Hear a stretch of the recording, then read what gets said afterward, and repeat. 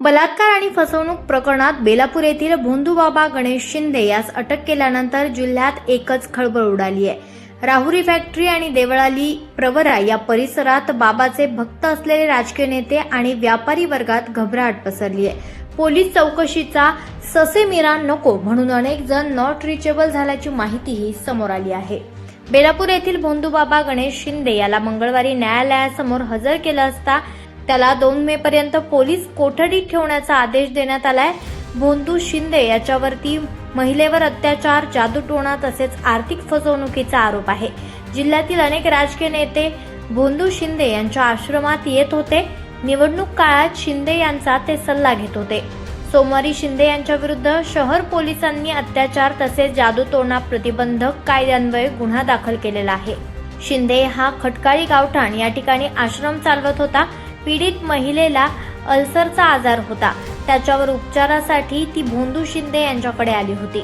सुरुवातीला आपल्याला बरे वाटल्याचा महिलेचा समज झाला। शिंदे यानं महिलेकडून 18 ते 20 लाख रुपये उकळले।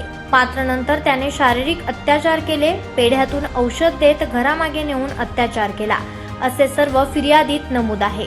भोंदू शिंदे याचा दावल मलिक न्यास नावानं नोंदणीकृत ट्रस्ट असल्याची माहितीही समोर आली आहे। शिंदे हा त्याचा आश्रम घरातूनच चालवत होता। त्याचे मोठे कुटुंब आहे। तो हमालाचा बाबा झाल्याचा इतिहासही आहे। बेलापूर येथील उपबाजारात तो हमालाची कामं करत होता। 10 वर्षांपासून त्याचा आश्रम आहे। जिल्ह्यातील अनेक राजकीय नेते, आजी माजी नगरसेवक हे शिंदे यांच्या आश्रमात नियमित जात होते। विशेषतः निवडणूक काळात त्याचा सल्ला घेतला जात होता। त्यातूनच त्याचा प्रचार प्रसार वाढत गेला असल्याचंही समोर आलंय। देवळाली प्रवरा नगर परिषद निवडणुकीत अनेक उमेदवारांनी बाबाला आपले हात दाखवल्याचंही समजतंय।